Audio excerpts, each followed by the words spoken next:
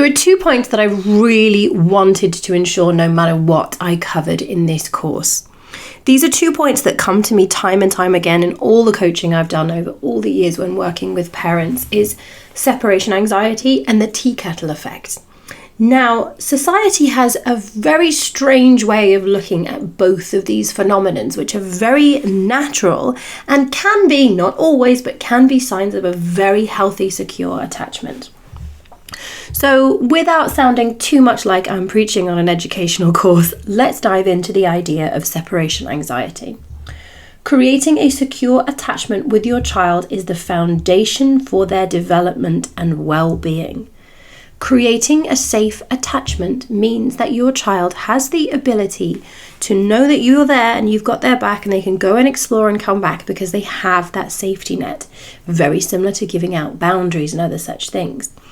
Now, the thing that baffles me is how clinginess gets such a bad rap in modern society when we see a child that doesn't want to let go of their parents as some form of over-parenting and some form of weakness in many ways.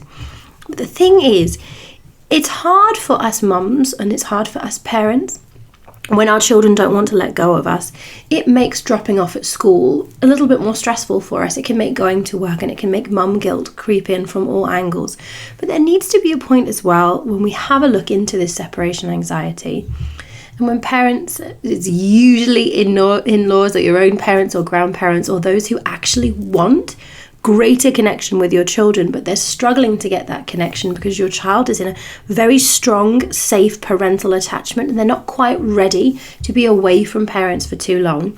This can interfere in their relationships with grandparents, with their relationships with the children and teachers, and it's usually perceived as a negative from those on the outside who are looking for attention from the children that aren't ready to give it yet because the secure attachment is to their mother, their father, their primary caregiver. So what I'm gently trying to say here is providing a safe and nurturing environment where they feel valued and understood is all about that safe attachment. So if your child is clinging to you, if they don't want you to go at bedtime, if they don't want you to drop them off at school, it doesn't mean that they are over-parented. It means that you have created a safe attachment. So take a second to celebrate the fact that you are a good enough parent that in your presence, they feel safe. You are their safe place and they don't want that to end. So job well done. Do not listen to so many people out there that may be telling you that you need to break this bond in order to get some time, away from your child. If you're at the point where your child is overwhelming you and you really need to be able to share the responsibility, this is different. But it still does not mean that you have to break that bond in order to get them to go to someone else. Remember, you can forge a connection by gently and slowly easing them into other such things, to other such people, to other such places. So this is something that I would like to scream from the rooftops. And then I would also like to go into the next point about separation anxiety is a natural part of children's development, reflecting the strong bond that they share with you. So as children grow, they may exhibit various behaviours that challenge parents, and it's important to remember these behaviours are often just the tip of the iceberg, with emotions underlying beneath the surface. So it's always really good to explore and address underlying feelings to try and manage or even prevent emotional outbursts. If your child is struggling to let go of you, there are many different ways that you can role play, that you can look into setting up for success. But ultimately, they need to be able to rebuild connections with other people other than you. So if you have a clingy child and you are being judged by certain people out there in your life, this is just a very quick nod to say it is okay for your child to cling back. Show them that they're loved, show them that they're safe, and plan in the day times where you're going to do special one-on-one time and times where they can play independently, and gently and slowly increase the connection to other caregivers, increase the connection to independence. Do not look at this as anything other than as a sign of a wonderful parent. What we also want to look into here is the idea of being a good enough parent. You're not going to get it right all the time. You need to be perfectly imperfect, and that is okay. This is the best mantra for any parent I have ever worked with. and perfectly imperfect, and that's okay. So embracing the imperfections of the journey and celebrating the effort you make every day and recognizing that on the whole you're doing a great job is a really important way of looking into separation anxiety. Now, in the written piece of the course, we're going to go into more the depths of the science, but this is my preach for the course. And now let's have a look at the tea kettle effect also. So I also want to shed a different light on the idea of the tea kettle effect. So the tea kettle effect is quite common in children who have maybe spent time away from parents that need to come back. And it can be more prolific in children that suffer a little bit more separation anxiety. Throughout the day, they may be holding in their emotions about being away from you. And when you get home, they feel safer, so they let them go. Or it can be they're anticipating the idea of leaving you, and that, when they know it's coming, can also cause a little bit of the tea kettle effect. So if you imagine a tea kettle on the stove, and its water is slowly and gently heating, and you see the kettle, but you don't see the water boiling and rising, and you don't really know the water's boiled until it starts to reach boiling point, and then you get that loud, blood-curdling whistle. So this is much like what happens when children hold their emotions in throughout the day. They might face various challenges, be it at school, be it with friends, or during playtime, and these challenges, though seemingly small, can things like, their toy being taken away or being left out of a group of friends, they can cause really significant emotional turmoil. Remember, children are really emotional brained. It's all about that moment. So these scenarios, if the amygdala is saying, something's not quite right, but they're suppressing it all day long, that water is bubbling really, really, really close to the surface. So they may not have been able to fully express or understand, so they will have kept their emotions in check until they feel safe.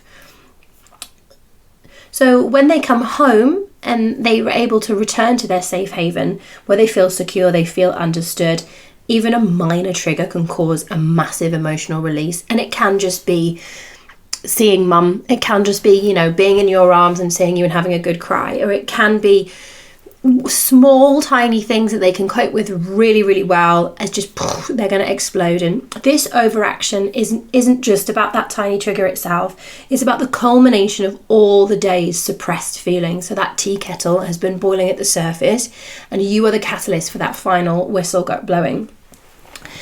Now, what's really interesting here is we see there was a fake study that came out recently that showed that children were about 800% worse behaved than their parents. Than their parents. Hopefully it's the case, but I hope some of you parents are having fun out there misbehaving also. But what we're seeing here is that this study, even though it wasn't real, went completely viral. It was a fake study from the University of Michigan. However, it created so much traction because mothers out there would 100% believe that your child would behave 800% worse in the mother's presence. And this is a lot to do with the tea kettle effect. Now, there is a parallel between your experience and your child's that we call the tea kettle effect. Recognizing that actually as adults, we go through similar cycles of emotional suppression and release. Maybe you had a really tough day at work, maybe you felt unheard or undervalued, or maybe you were out in public and someone was rude to you in the supermarket and you just let it slide. Maybe you've spent all day letting things slide. You've had a tough day. You haven't hydrated yourself enough. You didn't manage to get a lunch break at work, and you've just held it together all day long. So when you have your tough day and all of a sudden the lettuce is too flat and it's being thrown at you, and they've had their tough day and the lettuce is too flat and they need to throw it at you, you're both maintaining your composure to the point where it feels safe to let it go. And sometimes that release comes out as a moment of tension with your child because your children are your greatest mirror, as we've talked about. And in that moment, you're probably going to lose it with your child because it's the last thing there. Remember that parenting is a reflection of how your coping mechanisms are doing there. So it's a powerful reminder that we're more alike with our children than we might think. We're more prone to tantrums than we let ourselves realise. As adults, we throw our toys out the pram. And in this moment, right before, if stuff's being thrown at the wall or they're screaming, "I hate you, you're a terrible parent," this is going to trigger us. But to be able to separate the time between the trigger And the response is really what this course is about. It's about your own self-regulation, keeping these feelings and knowing that, you know, you can still maintain calm, that you can display calm. A lot of the time we were taught as young people told to calm down, stop crying, don't do this. But we were never given the tools how.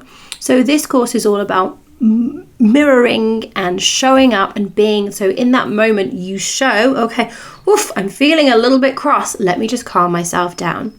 So the more in that moment when you've had a tough day and they've had a tough day and you're coming at each other on loggerheads, there's a beautiful moment where you can look and just go, you're so much more like me than I give you credit for. And in that moment, you can turn that point where you want to throw the spaghetti and the lettuce or whatever it is against the wall as well.